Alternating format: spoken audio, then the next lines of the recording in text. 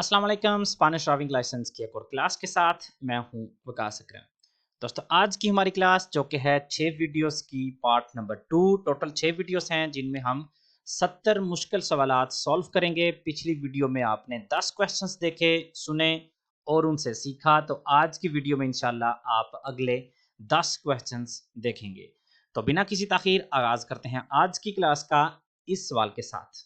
सवाल है: ¿Qué características tiene una bicicleta de pedales con pedaleo asistido? तो कौन कौन सी खसूसियात हैं ऐसी साइकिल की जिसके जो पेडल्स हैं वो असिस्टिdo है, मतलब मदद के साथ हैं।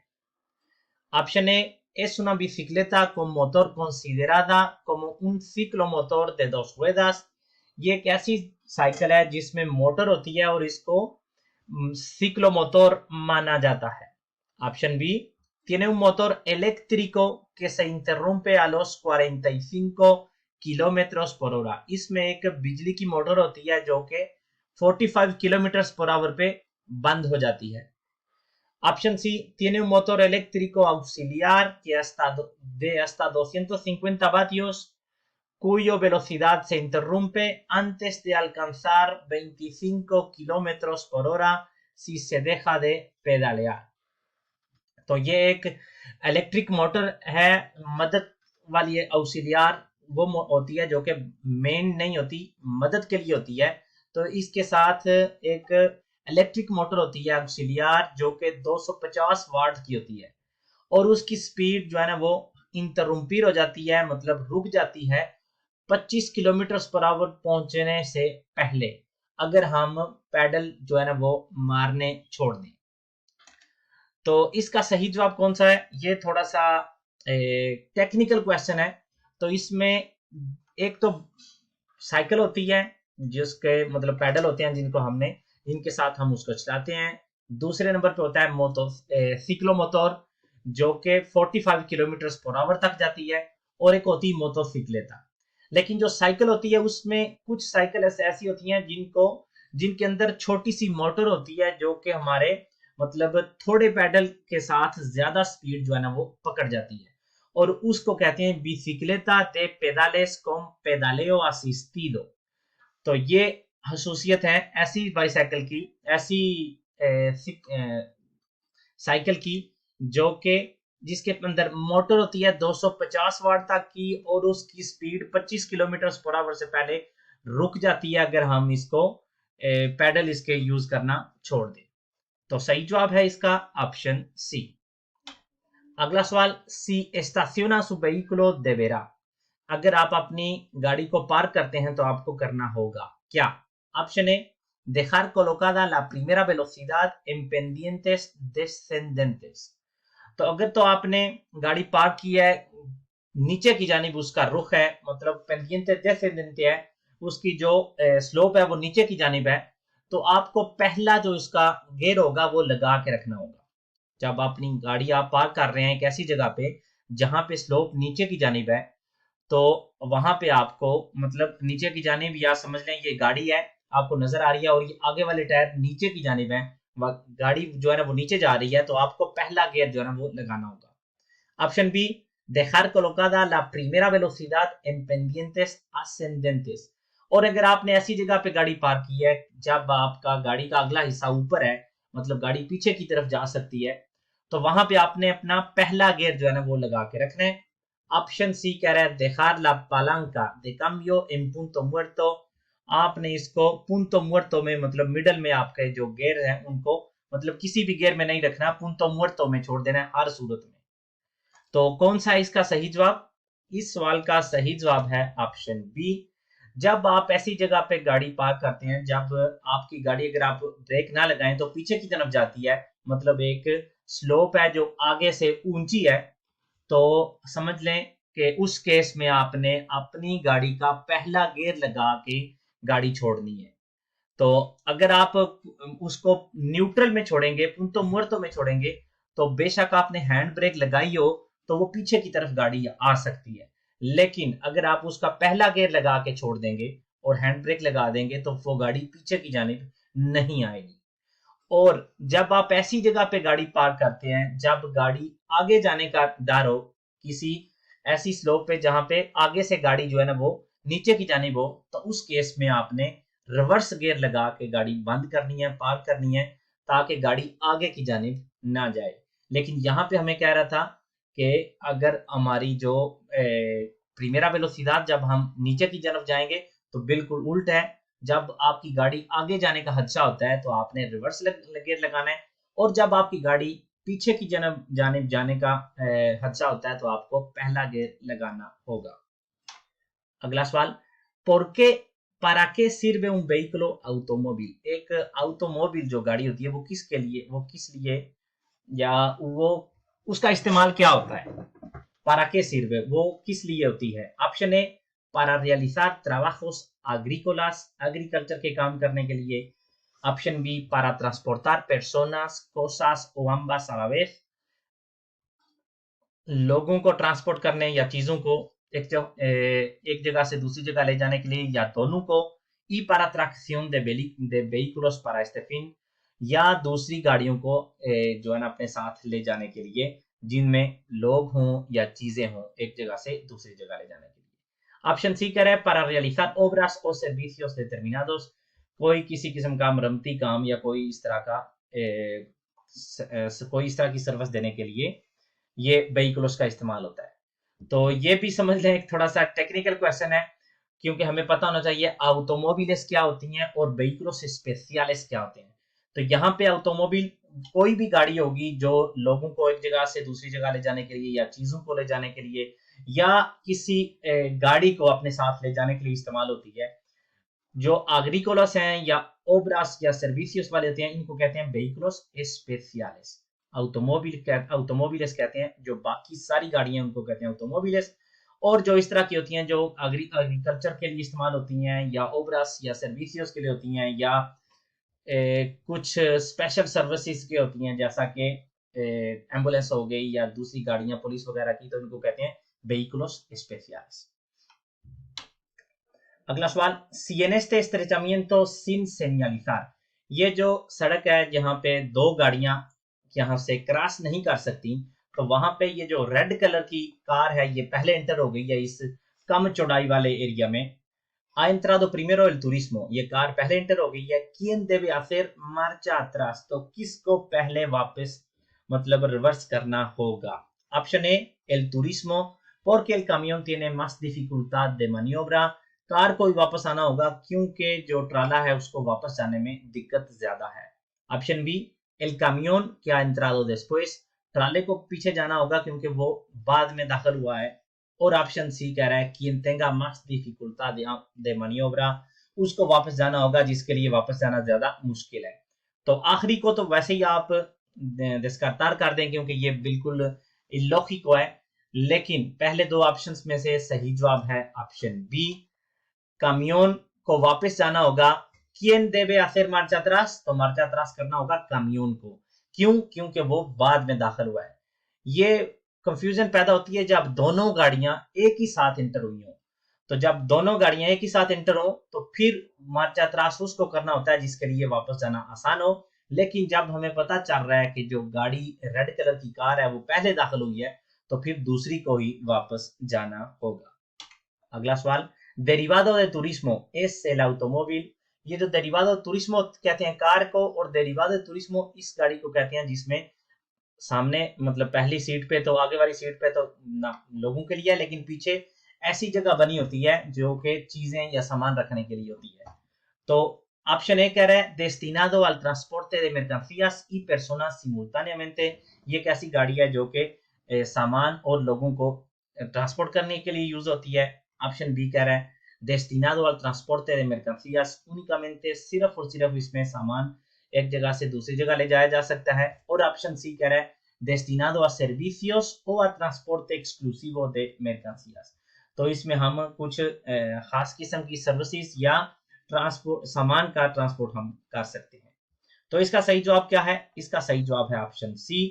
ये एक ऐसी गाड़ी है जो दिखने में तो एक कार नजर आ रही है, लेकिन इसको कहते हैं derivado de turismo, और इसका फायदा ये होता है या ये बनाई इसलिए जाती है कि इसकी जो पीछे वाली सीट्स होती हैं उनको खत्म करके वहां पे सामान रखने की जगह बना दी जाती है, और ज्यादातर ये सामान को ट्रांसपोर्ट करने के लिए होती है, लेकिन बाज दफा ये कुछ और सर्विसेज के लिए भी इस्तेमाल होती है। जैसा कि आपने देखा होगा, जो इमरजेंसी के जो डॉक्टर्स होते हैं जो एम्बुलेंस में नहीं आते, वो इस तरह के डेरिवाdos de turismo में होते हैं, क्योंकि वो पीछे उनका अपना उस सर्विस का डॉक्टर की सर्विस का या कोई और सर्विस स्पेशल हो तो उसका सामान पीछे जो है ना वो रखा जाता है। तो डेरिवाdos de turismo सामान या कुछ खास जो सर्विसेज हैं उनके लिए इस्तेमाल होता है। अगला सवाल, ¿qué es una carretera? एक carretera क्या है? ऑप्शन ए, la zona de la vía denominada también como calzada, सड़क का वो हिस्सा जिसको calzada भी कहा जाता है।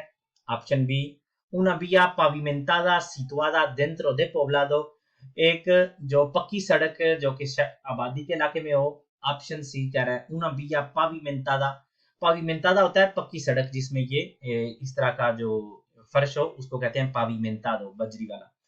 तो vía pavimentada situada fuera de poblado, ऐसी सड़क पक्की सड़क जो कि आबादी से बाहर हो।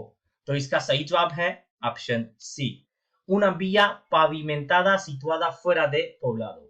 तो यहाँ पे आप अगर नोट लिखना चाह रहे हैं तो समझ लें, कार्रेटेरा, जब कार्रेटेरा की बात हो या बिया इंटरउर्बाना, आबादी से बाहर जो पक्की सड़क होती है उसको बिया इंटरउर्बाना भी कहते हैं और उसको कार्रेटेरा भी कहते हैं। ज्यादातर वैसे बिया इंटरउर्बाना कहते हैं ताकि कंफ्यूजन ना हो कि कार्रेटेरा कोई भी सड़क हो सकती है, लेकिन ये जो लफ्ज कार्रेटेरा है ये उन सड़कों के लिए इस्तेमाल होता है जो कि आबादी से बाहर है। अगला question, los conductores de bicicletas, जो साइकिल्स हैं उनके जो ड्राइवर हैं, pueden circular por el arcén de la autopista, तो क्या वो autopista जो है उसका जो arcén होता है, साइड वाला जो हिस्सा होता है उसमें वो चलाए जा सकते हैं, वो अपना साइकिल चला सकते हैं। ऑप्शन ए कह रहा है सी, cuando sean mayores de 14 años, बिल्कुल चला सकते हैं जब वो 14 साल से ज्यादा उम्र के हों। ऑप्शन बी कह रहा है सी, siempre, हमेशा चला सकते हैं। और ऑप्शन सी कह रहा है नो, en ningún caso, किसी सूरत में भी नहीं। तो कौन सा है इसका सही जवाब? इसका सही जवाब है ऑप्शन सी, नो en ningún caso, क्योंकि ये जो वैसे तो ऑटोपिस्ता और ऑटोविया पे ये जो कम स्पीड वाले जो गाड़ियां होती हैं जैसे सिक्लोमोटोरिस्ट वो नहीं जा सकते, लेकिन ऑटोविया पे साइकिलों की इजाजत होती है कि वो आर्सेन पे जा सकते हैं। ये जो साइड वाला हिस्सा होता है सड़क का, आर्सेन वहां पे जा सकते हैं, लेकिन ऑटोपिस्ता पे किसी हालत में भी नहीं। ऑटोविया पे जा सकते हैं जब वो 14 साल से ज्यादा हो, लेकिन ऑटोपिस्ता पे नहीं। तो इसका सही जवाब है ऑप्शन सी, इन निंगुम कासो। अगर ऑटोपिस्ता की जगह पे ऑटोविया होता तो ऑप्शन सही था ए, लेकिन क्योंकि ऑटोपिस्ता की बात हो रही है, सही जवाब है सी। अगला सवाल, es obligatorio llevar una rueda de repuesto en un turismo, तो क्या एक कार में एक स्पेयर जो टायर है वो साथ रखना लाजमी है? ऑप्शन ए कह रहा है no, solo es obligatorio llevar un juego de lámparas de repuesto, सिर्फ और सिर्फ मतलब कि टायर साथ रखना लाजमी नहीं है, सिर्फ और सिर्फ हमें एक किट साथ रखनी होगी लाइटों की। ऑप्शन बी कह रहा है सी, मतलब कि ये लाजमी है। और una rueda de uso temporal, एक टेम्पररी इस्तेमाल वाला टायर, con las herramientas, और साथ में उसकी मतलब चेंज करने वाला सारा सामान भी लाजमी है। necesario para el cambio de ruedas o un sistema alternativo, या इसमें एक सिस्टम अल्टरनेटिवो से मुराद यह है कि कोई ऐसा और आपके पास हल हो जिसके साथ आप, अगर आपकी गाड़ी से मतलब टायर पंचर हो जाता है तो आप उसको अपनी मंजिल तक पहुंचा सकें।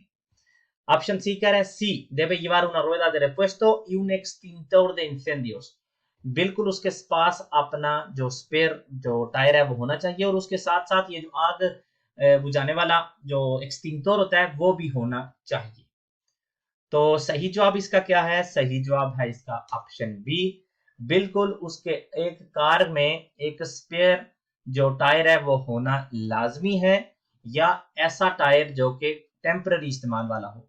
con las herramientas necesarias para el cambio de ruedas, और उसके साथ साथ वो सारा मटेरियल, वो सारी चीजें जो कि टायर चेंज करने के लिए लाजमी है। और उन सिस्टम अल्टरनेटिवो, या इसके अलावा कोई और जो आप ऐसी चीज रख सकते हैं जो कि टायर को सब्स्टिट्यूट कर सके। मिसाल के तौर पे कुछ मतलब स्प्रे वगैरह, जो कि अगर टायर पंचर हो गया तो वहां से कुछ टाइम के लिए हवा जो है ना वो निकलनी छोड़ दे, या और उसके साथ साथ हवा भरने वाला भी आपके पास होना चाहिए। इस तरह का जो सिस्टम है मुकम्मल, जिसके साथ समझ लें कि टायर पंचर भी हो गया तो आपको इशू नहीं है, या वो या आपके पास एक स्पेयर टायर होना लाजमी है आपकी कार में। तो यहाँ पे कुछ एक रेसूमेंट कह लें, खुलासा कह लें उन सब चीजों का जो कि एक कार में होनी चाहिए स्पेयर। तो यहाँ पे लिखा हुआ है: los turismos, así como vehículos mixtos y los automóviles destinados al transporte de mercancías, estos dos últimos de masa máxima autorizada no superior a 3.500 kilogramos, excepto los vehículos de 3 ruedas y cuadriciclos, llevarán la siguiente dotación. तो कारें या vehicles मिक्सtos या सामान के ये जो कामियोनेस वगैरह या जो फुर्गोनेtas वगैरह हैं जिनका मासा मैक्सिमा autorizada 3,500 किलोग्राम से कम है, तो उनके लिए ये चीजें साथ रखना हर वक्त लाजमी है। Number 1, el dispositivo luminoso de preseñalización de peligro, ये खतरे का जो निशान होता है ये, लेकिन ये अभी तक यहाँ पे लिखा हुआ है, लेकिन 2026 तक ये लाजमी नहीं होगा। 2026 तक आप इसकी जगह पे ये जो ट्रायंगल है दो आपने वो साथ रखने हैं। तो पहले की जगह समझ लें आपके पास ट्रायंगल्स जो है ना वो होने चाहिए। नंबर 2, चाले को आपके पास होनी चाहिए जो कि अल्ता विजिबिलिडad हो, जो कि दूर से नजर आए।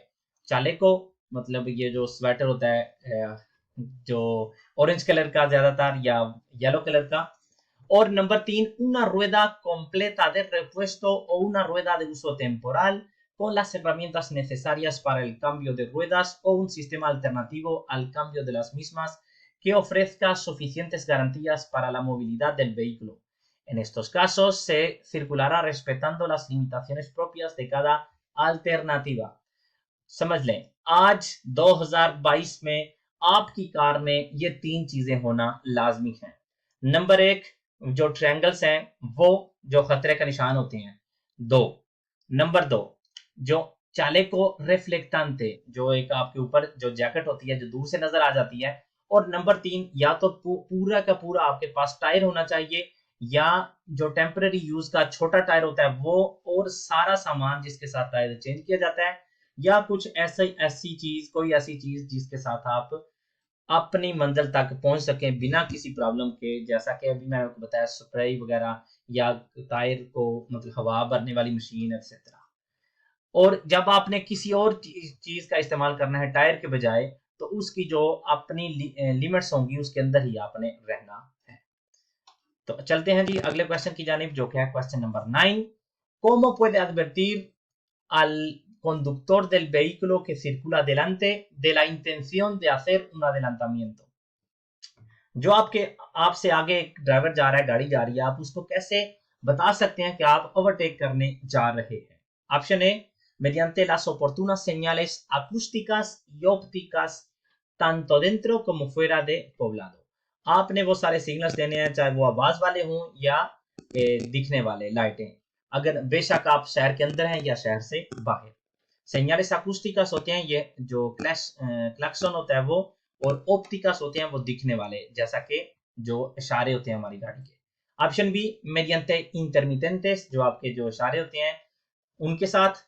Option C, mediante las oportunas señales acústicas fuera de poblado, आबादी से बाहर जो क्लैक्सन का जो आवाज होती है उसके साथ हम अगले को बता सकते हैं कि हम उसे ओवरटेक करने जा रहे हैं।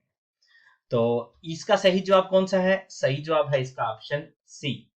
ऑप्शन ए क्यों सही नहीं है? क्योंकि वो कह रहा है आबादी के अंदर भी, क्योंकि आबादी के अंदर क्लैक्सन का इस्तेमाल बिल्कुल ममनू है कि आप किसी सूरत में भी मतलब किसी खतरे से बचाने के लिए सिर्फ और सिर्फ आप अपना क्लैक्सन है उसका इस्तेमाल कर सकते हैं, लेकिन हॉर्न का, लेकिन आबादी से बाहर आप किसी को, अपने जो आगे गाड़ी जा रही है उसको ये बताने के लिए इसका इस्तेमाल कर सकते हैं कि आप उसको ओवरटेक करने जा रहे हैं। क्यों ये जो आपके इशारे होते हैं, ये जो इंटरमिटेंटेस होते हैं, इनके साथ आप नहीं बता सकते? क्योंकि एक इंटरमिटेंट हमें सिर्फ ये बताता है कि अगर मैं इसके पीछे जा रहा हूँ और अपना लेफ्ट साइड वाला इंटरमिटेंट लगाता हूँ तो उसका मतलब है मैं इधर आ रहा हूँ। सामने जाने का उसको नहीं पता चल सकता, अगर वो देख रहा है, बहुत दफा वो देख भी नहीं रहता। इसलिए अगर हमने अगले को एडवर्टीज करना है, अगले को बताना है कि मैं उसे ओवरटेक करने जा रहा हूँ, तो आबादी से बाहर हम अपने क्लैक्सन का हॉर्न का इस्तेमाल कर सकते हैं। और हमारा आज का आखिरी क्वेश्चन है, donde sufren los peatones más accidentes? तो ये जो प्यातोनेस होते हैं, जो पैदल चलने वाले होते हैं, ये ज्यादातर एक्सीडेंट इनके कहाँ होती हैं? इन las vías urbanas, आबादी वाली सड़कों में, en las vías interurbanas, आबादी से बाहर जो सड़कें होती हैं वहां पे। Option C, tanto en poblado como fuera de poblado la cantidad de accidentes es la misma, चाहे आबादी के अंदर हो या आबादी से बाहर, जो एक्सीडेंट्स की तादाद होती है वो सेम ही होती है। तो इसका सही जवाब है ऑप्शन ए, इन las vías urbanas, आबादी वाली जगहों पे एक्सीडेंट्स ज्यादा होते हैं। लेकिन इससे मिलता जुलता एक और क्वेश्चन होता है, एक्सीडेंट्स मोर्टालेस, जानी नुकसान वाले एक्सीडेंट्स ज्यादा कहाँ होते हैं? तो उसका सही जवाब क्या होगा? इन las vías interurbanas, आबादी से बाहर वाली सड़कें। क्यों? क्योंकि आबादी से बाहर हमारी जो स्पीड होती है वो ज्यादा होती है, और किसी एक्सीडेंट की सूरत में अमवात का हादसा जो है ना वो ज्यादा होता है। और आबादी के अंदर हमारी स्पीड कम होती है, इसलिए जानी नुकसान कम होने का ज्यादा चांसेस होते हैं। लेकिन क्योंकि आबादी वाले इलाके में ज्यादा लोग होते हैं जो पैदल चलने वाले, इसलिए ज्यादा एक्सीडेंट्स जो है ना वो होते हैं, बेशक वो ज्यादा अमवात वाले नहीं होते। तो इसके साथ हमारी आज की क्लास जो कि था पार्ट 2 70 मुश्किल सवालात का, उसका होता है इख्तिताम। उम्मीद करता हूं कि आपको आज की क्लास से बहुत कुछ सीखने को मिला होगा। मिलते हैं अगली वीडियो में इंशाल्लाह पार्ट नंबर 3 के साथ, जिसमें हम अगले 10 क्वेश्चंस देखेंगे। तब तक के लिए अल्लाह हाफिज।